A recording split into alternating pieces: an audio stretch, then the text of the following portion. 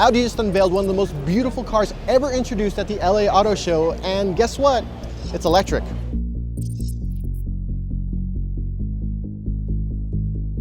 Behind me, hours after it was unveiled, there's still a swarm of people, is the Audi E-Tron Gt. Now, this is the evolution of the E-Tron name. Now, the first E-Tron was the E-Tron A3, which was actually a hybrid introduced about 2 years ago.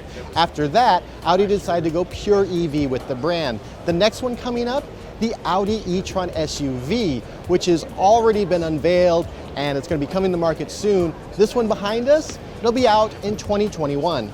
Now, the E-Tron GT doesn't just look fast, it is fast. It has 590 horsepower and it'll do 0 to 63 in 3.5 seconds. So it's a sports car that also is nice to the environment. Powering it is a 90 kilowatt battery pack. Now, in most cars that are EVs, the battery pack is just one slab that goes along like this, or maybe it's a block in the back.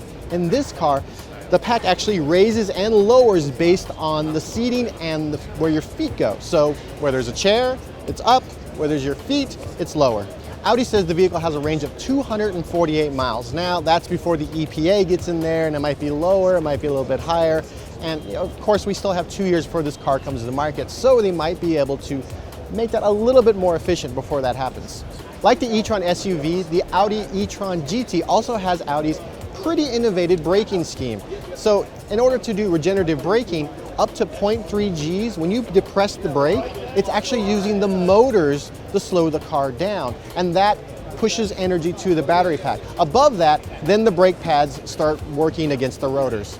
Of course, you're still gonna have to plug it in to charge it, which is actually pretty cool because there's charging ports on either side of the bonnet. And you can actually charge it from both ports at the same time, which is, I don't know, weird, and it's probably gonna piss off a lot of people at the charging station, but why not?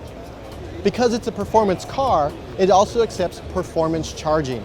That means it'll accept up to 800 volts of electricity going into it. With that, it'll go from 0 to 80% in 20 minutes. It also supports inductive charging. So if you have an Audi charging mat, you just pull it into your garage and it'll charge it overnight. The e-tron GT isn't just great for, well, the air. The inside is full of a ton of recycled materials. The fiber is actually recycled fishing nets. I don't know where you get recycled fishing nets, but Audi found them and made the fibers in the car. It also uses fake leather, so it's vegan friendly.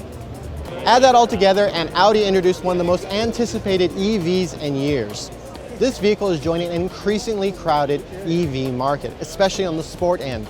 Now, in a few years, we're gonna have this, we're gonna have the Porsche Taycan, and of course, we already have the Tesla Model S. So what happens in 2 years when we put these all together? We'll find out.